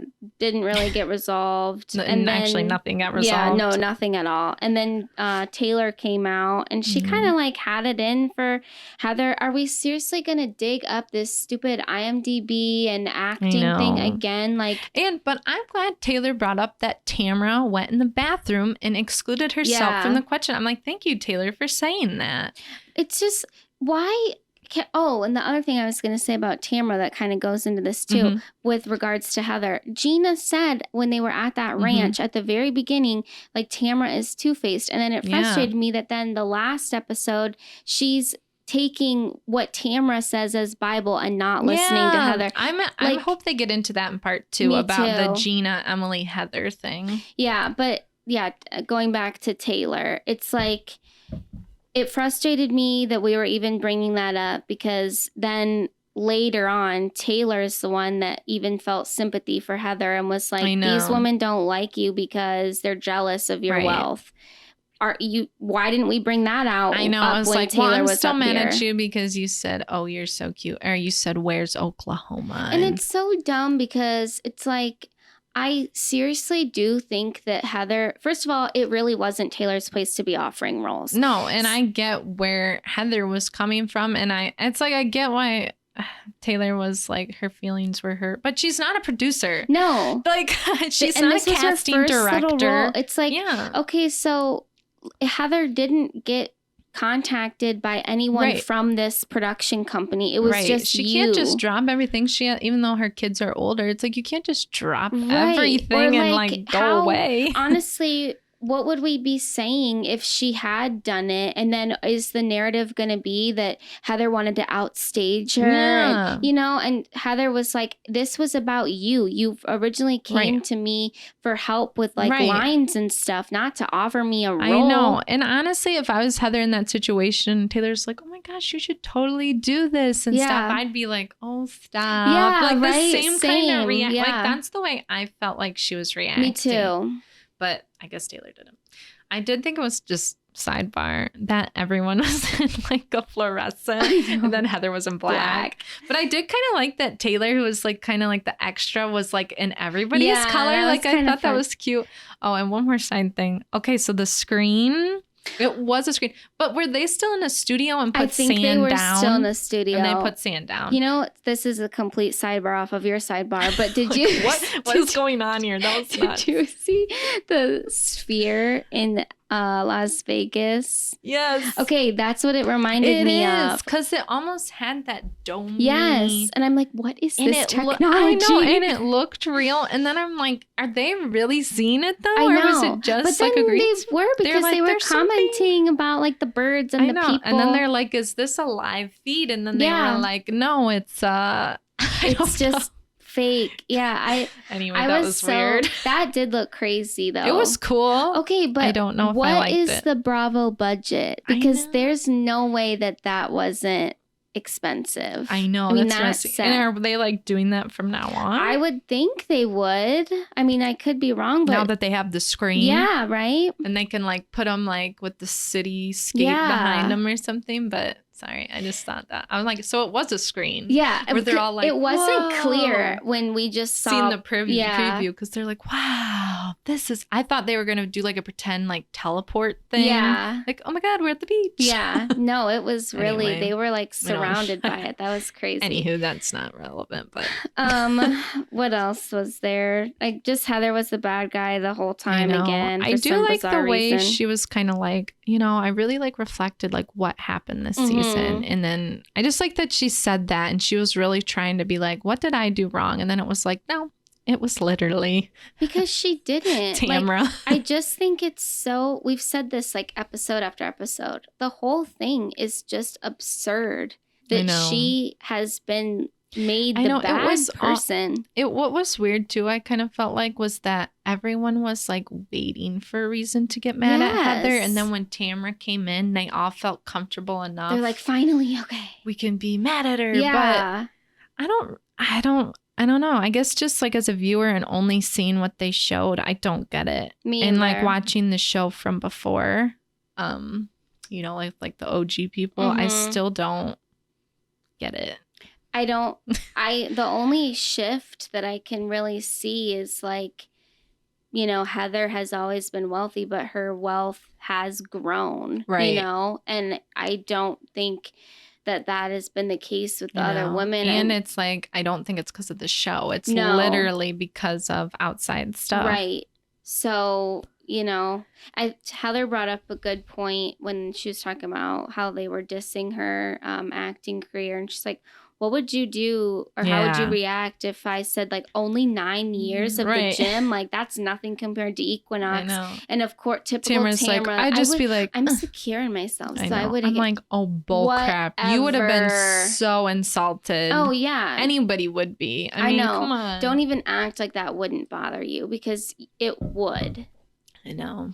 And I thought it was kind of ridiculous. So she's like, yeah, Eddie has started his own line of supplements. Like, whatever. Get a real freaking job. I'm sorry. It's just or keep the gym open. Stupid at this point. Like, and Shannon has her like enema thing. Yeah. It's like, this is just ridiculous. I know. Who's gonna buy this stuff? I know. Honestly, Bethany Frankel's starting to look like a good businesswoman again after hearing or like seeing some of these like ventures they do. I know. It was just, I don't know. It was disappointing. I'm hoping, like I said, I hope they do the Gina Heather thing and explore that again in the part 2. I'm glad there's only 2 parts. Gina, Heather, and Emily in there too. Emily just is still mad. I still just can't, because there were even like some things that she said in this reunion that I'm like, but are you friends with them now? I know. Or like she would like see, like she started like defending Gina in the midst of it. And she's like, I'm explaining to you why this is wrong. And then I think and then she was going at Shannon again against stuff. And I was like, okay, so what side are you on, girl? You know what I thought was interesting? It seems to be there really is a pretty big divide between like Tamra and Shannon and everybody else. And Heather is kind of in the middle, but I think it's the age. It could be the age thing, yeah. I do definitely think, but they want their common enemy to be Heather. For sure. Which is like a weird divide, but it could be the age thing because Gina and Emily are younger. And Jen, I don't know how old she is, but she's in that bracket. I guess I don't know how old she is. I would assume she's just because of her kid's age, I would think. Yeah. And then, then Tamra and Shannon are older, and then Heather's kind of in the middle. Yeah. So, I don't know. Or just what made me think of that was just how Shannon would not back down. Tamra would not back down. Even, and then like Gina's saying, no, but this is what I want from you. And it's like, is it kind of that age of being like, you're bullheaded, you're stubborn. No, I already apologized. Why do you need anything else? Going back to what you said about the apology languages type of thing. Yeah. People just need to know love languages and apology languages. I know. Makes a big difference. The temperatures are starting to cool down, and you know what that means. It is cookie making season. So instead of making your own cookie dough or going and buying that prepackaged stuff at the store that we know isn't super healthy, why not try something that is actually made with good for you ingredients? That is where dough comes in. These cookie doughs are ready to make right out of the tub, and you can also eat the cookie dough raw because it is vegan and gluten-free. The best part is that it's enhanced with different vitamins and supplements that can support your immunity or help stabilize your mood. We have tried a few of these different flavors, and we're always eager to try new ones. They are so delicious. We've tried the donuts as well, which are so perfect to put in your lunchbox for work, and we're going to be trying some of the delicious spreads that they have soon. So if any of that sounds good to you, go to Eat Dough. That's dough spelled DEUX.com and use our promo code WATERBOTTLE for 10% off. That's eatdough.com and use promo code WATERBOTTLE. Do you have anything else to say, like specifically about? Not really. No. It'll be interesting to see how we'll see this how it week's ends. is. I did want to say though, which we don't have to go huge into this, but as like a larger topic, when Gina was talking about like stuff with her kids, and then Heather brought up like the Life 360 with that stroke with Terry, which was so scary. But like, what do you feel? Since you have kids, and I feel like when Gina's saying, you know, like my kids are so close to social media age and they're going to see stuff, and not that like we're at the level where we have to have, you know, stuff online, but just in general with social media and the Life 360, because I know a lot of people that have that and they really use it to like heavily monitor their kids. And I kind of want to know, for you as a parent, like what are your thoughts? Your kids are pretty far away from that kind of stuff now, but I guess just thinking I just don't know. I honestly don't know how I feel about it. It's like, you know, I get, you know, as people who consume true crime, it's like, well, of course I'm gonna like want to know exactly where they are and blah blah blah blah blah. But at the same time, it's like, isn't the fun of like being a teenager is lying? If we had Life 360, we would have been screwed. Yeah, these would have been a lot. I mean, what do you think about? I mean, just recently, like my husband's side of the family, they kind of all track each other, and we just recently started doing that. Now I don't track just anybody. With like Find My Friends. Yeah. Okay. Just kind of like that, I guess. And I don't mind it, but my husband tracks me, and like he tracks my mom, and like we're just like all true. But I don't do it, and I guess I just don't. But I'm also with the kids alone a lot more than my husband is, and I'm like going out to grocery stores and stuff with my kids, and so I can see where he'd be a little bit more worried. Where I just like he doesn't really take the kids out in the way that I do, just because of the way his schedule. I don't know. Yeah, I think. What do you think? I have some of the Find My Friends. Like I have some of my, like the one family that I'm friends with, we're on there. And then my dad recently got an iPhone, so now he's on there. But I don't like obsessively look at it or anything. It would just be like, oh, well, I'm kind of bored. I wonder what people are doing. Or like, is my dad on his way home from work yet? So I don't have to call him.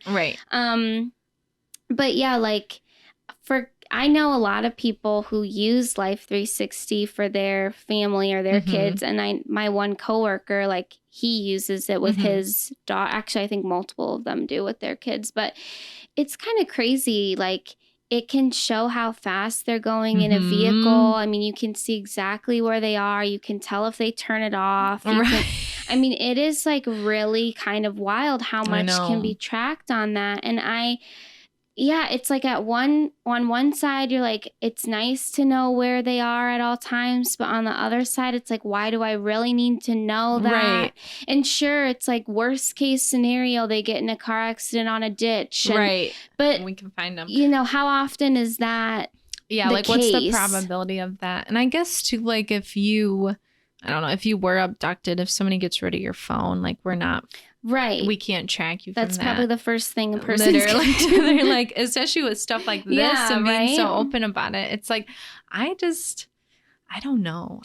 I mean, I guess my husband would probably say, yeah, we're going to track the kids, but I don't know if that's going to be something. It reminds me of that Black Mirror episode. I know. Well, and I mean, I guess just think too, like, if once your boys are teenagers, is that going to ease your mind, or is it going to make you almost more, because like, are you going to be looking at it all the time? Or like, well, he said he was going to be at Timmy's, but he's actually at, I don't know whose friend he's this actually is. at Kelly's house. Yeah, it's just like, I don't know if it's helpful. And then it almost seems a little like overbearing. I know. I know. It's such a, but we also live in like a society now that technology is only going to be more and more immersed into us. So I feel like maybe kids will just accept that they're being tracked, and they're also tracking their parents, you know? It's like, just, I don't where's know. mom? Oh, she's still at work. Yeah. Oh, like, she's about to be home. Let's hurry up and sweep the floor. Right. Like, I don't even know if I like want that. You know what I mean? Like, it just,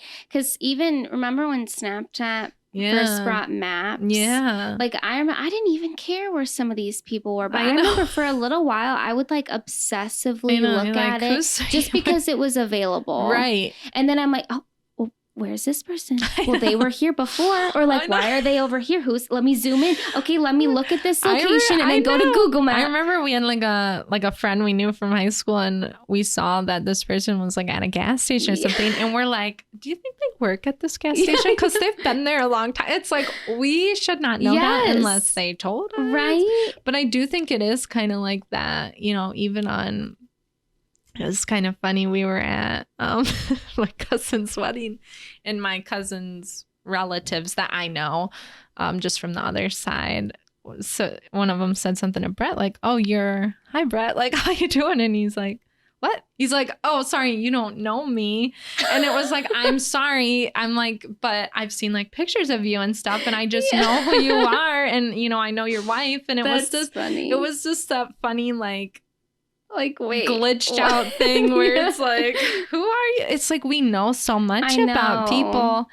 And I guess, I don't know, that's just like a crazy thing too, where you can know someone, you can know so much about somebody and have not spoken to them in 10 years. Well, that's what's so scary with social media. And I think like when Gina was talking about her kids coming in on it, obviously when your kids go, things are going to be so different. Like, who even knows how it's going to evolve? Right.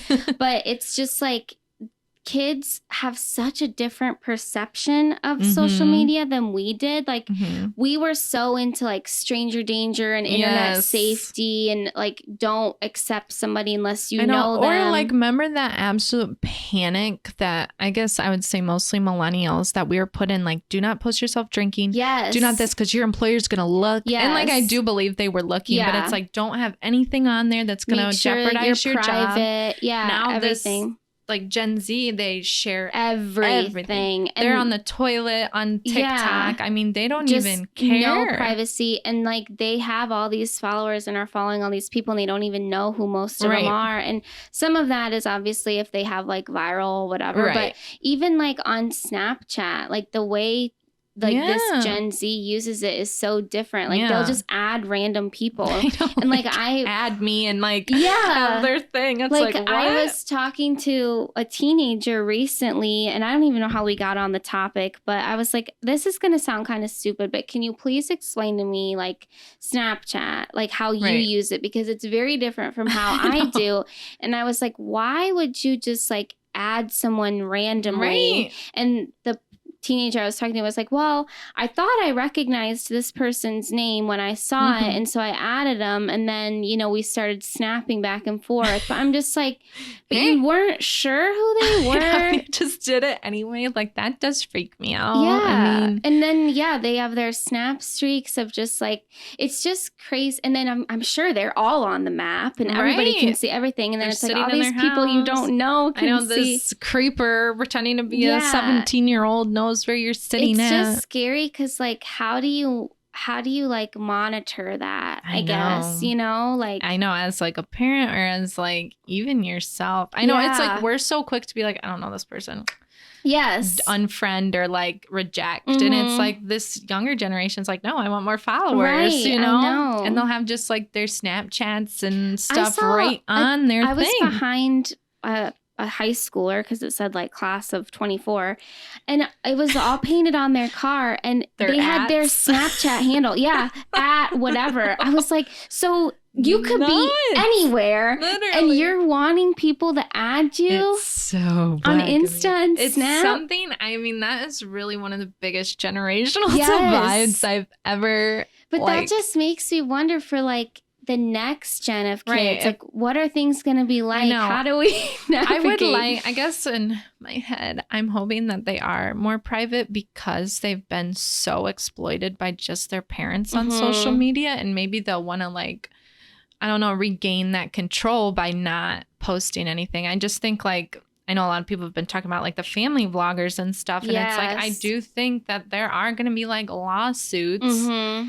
coming out from these kids suing their parents. For like mental damages and or money. Like money or like, exploitation. So I do hopefully, it does seem like a lot more people are starting to reject that for their kids, like not posting them as much. But I mean, the damage is done on some of these kids. So it is crazy too. I mean, your kids, like your oldest just has like a tablet thing, but like kids are younger than him are getting phones. I know. And parents are saving like Instagram handles for them. And I know. I can't imagine like but it's almost like you can't even be 10 years old without your phone. I know. That's it.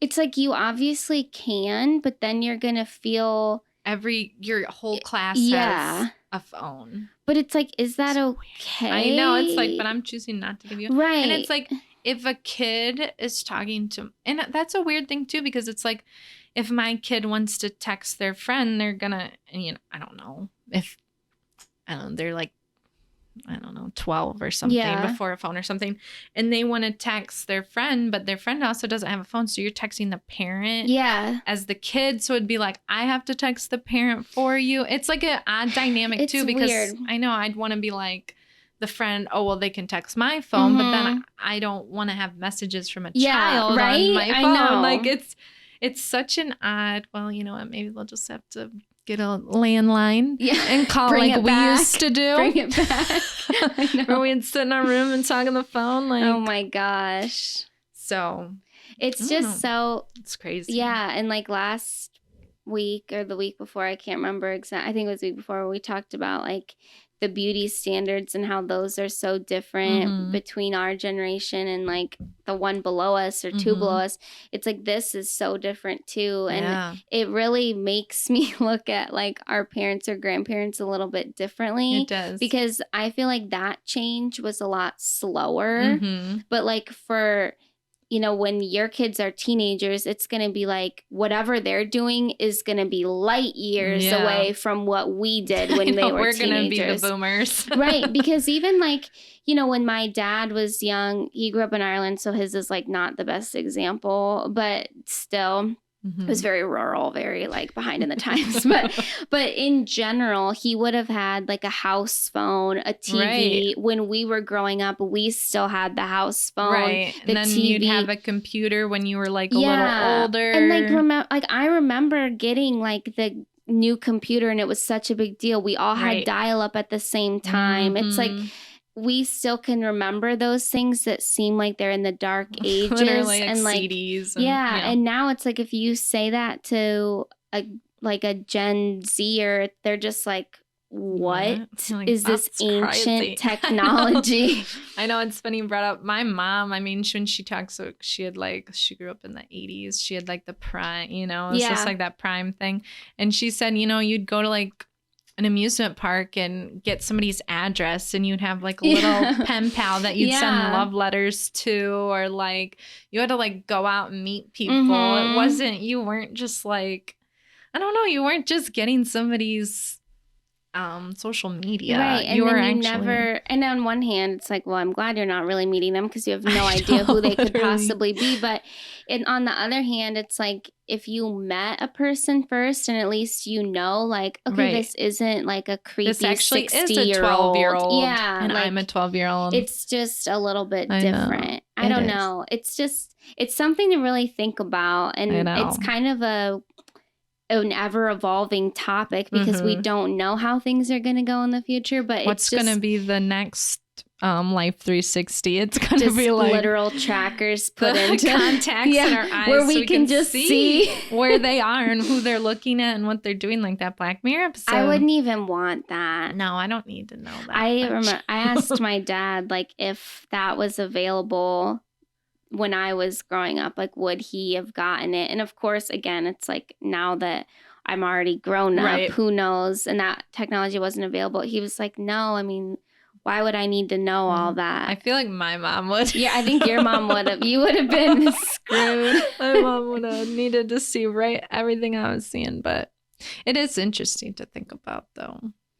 It is, yeah. We'll see what happens, man. If we're still doing the pod, we'll reference this moment in 10 years when your kids are teenagers. Yeah. And they're all like hooked up to everything. You know, hopefully like, we have a very different lifestyle. But anywho. Yeah. Well, do you have a recommendation for this week? I do. I have like a kind of a weird recommendation. Okay. But my mom's been having like a lot of like neck. I mean, I think a lot of us are just like stressed right now and like are holding tension when we're sleeping. Yes. But I have a recommendation. For that? Yes. If you take your pillow, you know how it's normally horizontal? Yeah. Turn it vertical. And lay like that. I'm telling you, it my mom even difference. It does. I don't know why it makes a difference because it's literally the same width of pillow. But my mom was like, it's just so much better. And I did it a lot when I was pregnant because I was so uncomfortable. I would put my pillow like that, and then I just kind of went back to normal. And I've done it again, and I'm telling you. So your body is kind of on more of the pillow? Kind of. It depends on how you do it, but kind of, yeah, because you can kind of like snuggle it. But lately I've been just laying at the end of the pillow like this, and I don't know if it gives me more arm room and like stretch. Interesting. Try it. So that's interesting that you say that because sometimes what I've been doing more recently is like angling my pillow. Okay. So it's not fully vertical, but it's like a little just diagonal. Mm-hmm. And I've been sleeping on that more. So I wonder if like fully vertical. Like, just like being at the end. I just feel like it like stops this like this when I'm sleeping. Yes, I do that all the time. Try. I will. It's so much tension when you're sleeping. It's like, why am I not relaxed? It's like you get locked in this like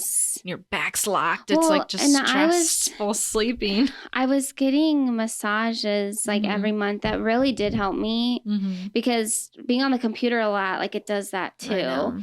And then I got the horrible news that my massage therapist is moved to a different location, and I don't know where she went. And now it's been like it's gonna be 2 months since I've gotten a massage, and like today, and it could be like the change of temperature too, but I'm feeling it so bad. Like it caused me to get a headache. I can still feel it really bad. I'm like, my posture is probably horrible. It sucks, man. I know. But I will for sure try that. Give it a try. That's a good and see one. What you think. Anyway, mine is just another food recommendation from our favorite place, Trader Joe's. Yay. They have Speaking of the holiday season, yes, that's the best place part to go.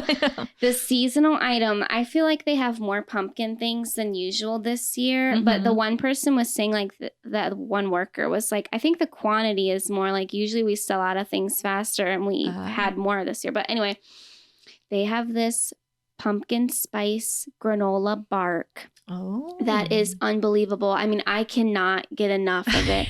5 boxes. I seriously. Their stuff is so cheap too. I know. It's like you can just buy like 25 people think that we're crazy because we'll like drive a distance to go to our Trader Joe's. But you get so much more.